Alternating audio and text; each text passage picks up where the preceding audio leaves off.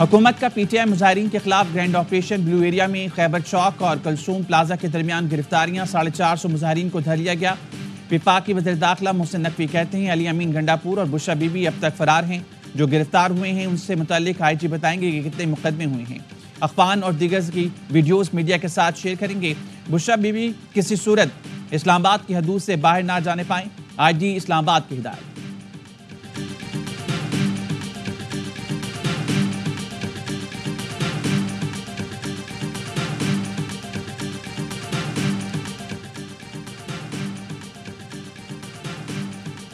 بلو area میں operation سے پہلے زبردست شیلنگ اور فائرنگ، مظاہرین کے کنٹینرز میں آگ بھی لگی۔ سری نگر ہائی وے پر بھی پولیس آپریشن، واپس جانے والوں کی گرفتاریاں، ڈی چوک تک کا علاقہ مکمل کلیئر کرا لیا۔ بے سر و سامانی کی حالت میں یہاں سے لوگ بھاگے ہیں، اپنی گاڑیاں، جوتے اور کپڑے تک چھوڑ کر یہ لوگ بھاگے ہیں۔ وفاقی وزیر اطلاعات عطا تارڑ کی میڈیا سے گفتگو۔ کنٹینر جو جلایا گیا اس کے نیچے کاغذوں کے ڈھیر ملے ہیں۔ کنٹینرز کو اس لیے آگ لگائی گئی کیونکہ اس میں دستاویز موجود تھیں۔ اس کا نام علی امین بھگوڑا ہونا چاہیے تھا، غلطی سے علی امین گنڈاپور ہے۔ آخری کال تھی تو بھاگے کیوں ہیں؟ ان کا اسٹیبلشمنٹ کی مدد کے بغیر کوئی احتجاج کامیاب نہیں ہوتا۔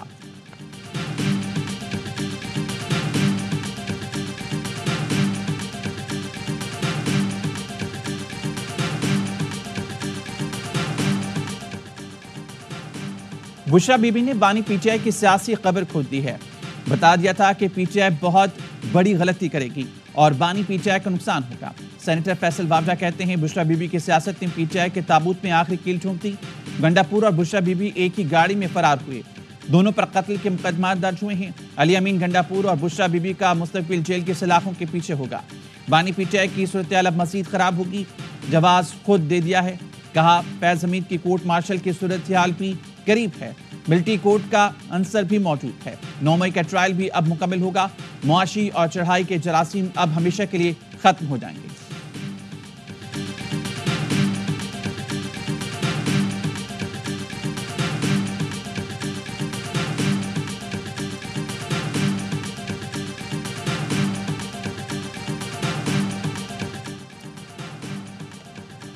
پاکستان خونریزی افراتفری کا متحمل نہیں ہو سکتا، پرتشدد کارروائیاں ناقابل قبول اور انتہائی قابل مذمت ہیں۔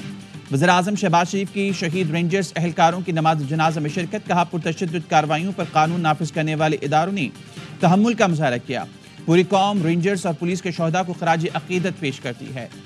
نائک محمد رمضان، سپاہی گلفام خان، سپاہی شاہ نواز شہید کے جثے خاکی کو وزیر اعظم شہباز شریف اور army chief general Syed Asim Munir نے کندھا دیا۔ شہداء کو فوجی اعزاز کے ساتھ تباہی علاقوں میں سپرد خاک کیا جائے گا۔ سری نگر ہائی وے پر شرپسندوں نے گاڑی رینجرز اہلکاروں پر چڑھا دی تھی، جس میں 3 اہلکار شہید، رینجرز اور پولیس کے 3 جوان شدید زخمی ہوئے تھے۔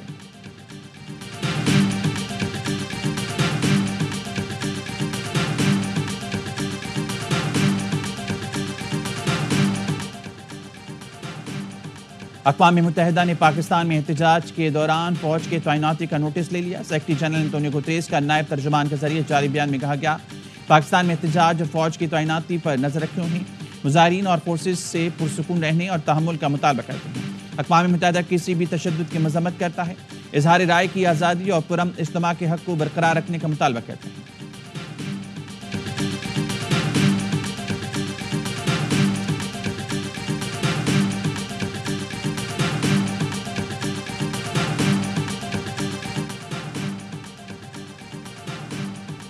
بات چیت کے لیے حکومت کی منتیں کر کون رہا ہے؟ ہم نے تو پہلے ہی کہا تھا کہ مینڈیٹ چوروں سے بات نہیں ہوگی۔ ترجمان پی ٹی آئی شیخ وقاص اکرم کے پروگرام 11 آور میں گفتگو، کہا رات کو جیل کھلوا دیتے ہیں تو صاف ظاہر ہے کہ بات چیت کون چاہتا ہے۔ ہمارے ساتھ کوئی مسلح افراد نہیں، حتیٰ کہ گارڈز بھی غیر مسلح ہیں۔ اسلحہ لے کر آنے والے حکومت کے اپنے لوگ تھے۔ پی ٹی آئی کارکنان کے پاس کوئی آنسو گیس کے شیل نہیں تھے۔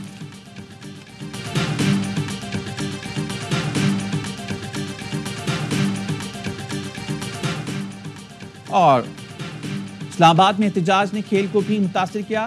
سری لنکا کرکٹ بورڈ نے اپنی A ٹیم کو پاکستان سے واپس بلا لیا۔ پاکستان شاہینز کے خلاف باقی 2 ون ڈے میچز نہیں کھیلے جائیں گے۔ ذرائع انتہا پی سی بی اور سری لنکن بورڈ نے مشاورت کے بعد دورہ ختم کرنے کا فیصلہ کیا۔ سری لنکا A ٹیم کو آج اور 29 نومبر کو اسلام آباد میں ون ڈے میچ کھیلنا تھا۔ تھانہ نیو ٹاؤن کے مقدمے میں بانی پی ٹی آئی کا مزید 6 روزہ جسمانی ریمانڈ منظور۔ انسداد دہشت گردی عدالت کے جج امجد علی شاہ نے 28 ستمبر کے احتجاج سے متعلق مقدمے کی اڈیالہ جیل میں سماعت کی۔ بانی پی ٹی آئی کو 2 دسمبر کو دوبارہ عدالت میں پیش کرنے کا حکم۔ بانی پی ٹی آئی کا 5 روزہ جسمانی ریمانڈ آج مکمل ہوا تھا۔ بیلاروس کے صدر کو بھی پاکستان کی صورتحال پر تشویش۔ معزز مہمان نے کہا ہمیشہ پاکستان کی صورتحال پر تشویش رہی ہے، تازہ واقعات کا بھی جائزہ لے رہے ہیں۔ بولے وہی ملک سلامت رہیں گے جن کے عوام متحد ہوں گے۔ عالمی طاقتیں پاکستان کی موقف سے خوش نہیں۔ پاکستان اور بیلاروس کے درمیان مضبوط تعلقات ہیں۔ معاہدوں اور مفاہمتی یادداشتوں پر عمل درآمد میں تیزی سے پیش رفت کرنی ہے۔ زراعت اور دفاعی پیداوار کے شعبوں میں تعاون بڑھانا ہوگا۔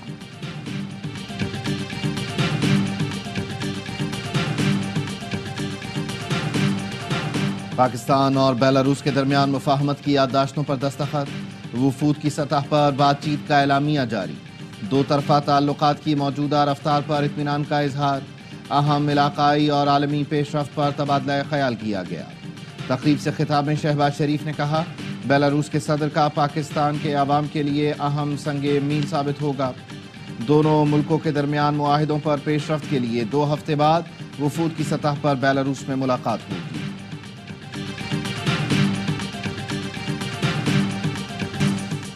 جماعت اسلامی نے پاناما اسکینڈل کے معاملے پر نیب سے رجوع کرنے کی حامی بھر لی۔ سپریم کورٹ کے آئینی بینچ نے پاناما اسکینڈل سے متعلق درخواست نمٹا دی۔ جسٹس مسرت ہلالی نے ریمارکس دیے پاناما اسکینڈل کے بعد مخصوص کیس میں JIT بنائی گئی، باقی مقدمات کہاں گئے معلوم نہیں۔ نئی ترامیم کے مطابق نیب ہی معاملے کو دیکھ سکتا ہے۔ جسٹس جمال خان مندوخیل نے کہا نیب سے داد رسی نہ ہو تو سپریم کورٹ کے بجائے ہائی کورٹ جائیے گا۔ پاک افغان سرحد سے خوارج کے گروہ کی دراندازی کی کوشش، سیکیورٹی فورسز کی مؤثر کارروائی میں 3 خوارج مارے گئے۔ ISPR کا کہنا ہے گروہ شمالی وزیرستان کے علاقے حسن خیل سے داخل ہونے کی کوشش کر رہا تھا۔ پاکستان بار بار مؤثر بارڈر مینجمنٹ کے لیے کہہ چکا، توقع ہے افغان عبوری حکومت اپنی سرزمین خوارج کو استعمال نہیں کرنے دے گی۔ صدر اور وزیر داخلہ محسن نقوی کا سیکیورٹی فورسز کو خراج تحسین۔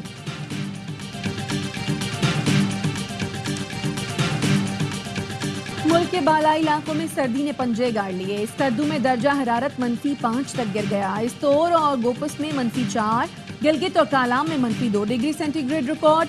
سوات کی وادی کالام میں برف باری کے بعد ہر سو سفیدی، سیاحوں نے جنت نظیر وادی کا رخ کر لیا، ٹھنڈے ٹھار موسم کا لطف اٹھایا۔